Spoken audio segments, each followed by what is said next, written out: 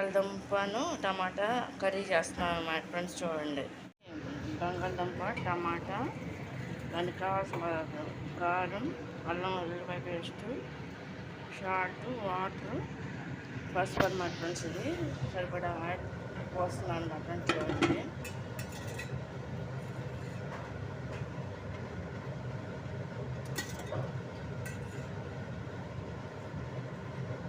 ఇందులో ఉల్లిపాయ వేయట్లేదు అన్నమాట ఫ్రెండ్స్ నేను. చూడండి,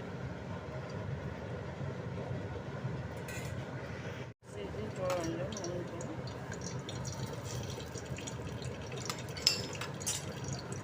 ముందు టమాటా ముక్కలు వేసుకుంటున్నాను అన్నమాట ఫ్రెండ్స్. చూడండి,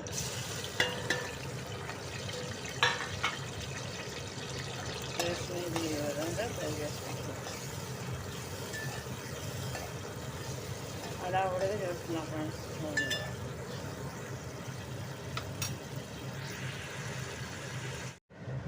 మూత తీసేసి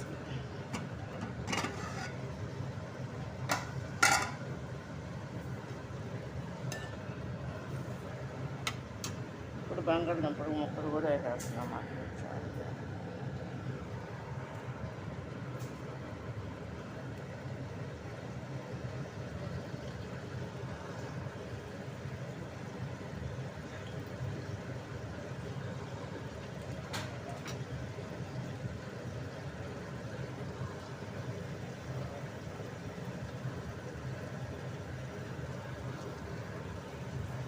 బంగాళదుంపలు కూడా వేస్తారు కదా ఫ్రెండ్స్. ఇది ఈ విధంగా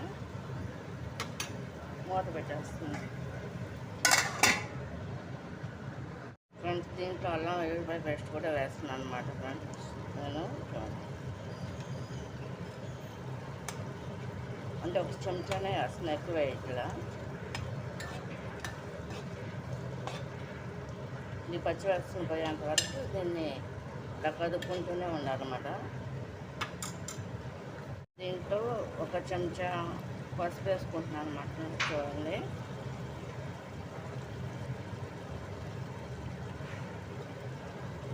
వేసుకుని ఈ విధంగా, అంటే గ్రేవీ కర్రీ కదా ఫ్రెండ్స్. అది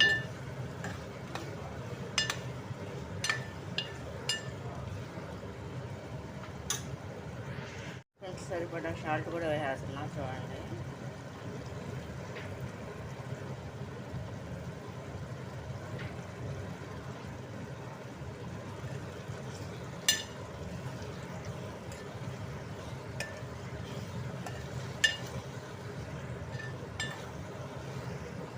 కారం కూడా వేసేసి వాటర్ పోసేసి కొంచెంసేపు అలా 10 నిమిషాలు వదిలేస్తాను ఫ్రెండ్స్ నేను.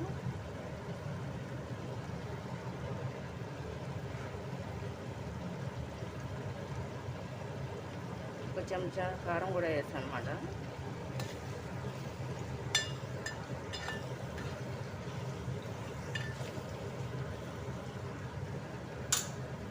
ఇది బంగాళదుంప టమాటా గ్రేవీ కర్రీ అనమాట. ఇది అనమాట. బంగాళదుంప టమాటా గ్రేవీ కర్రీ కుక్ అవుతుంది.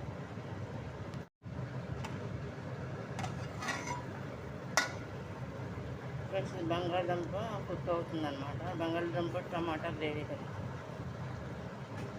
వాటర్ కూడా పోసేస్తున్నా. చూడండి,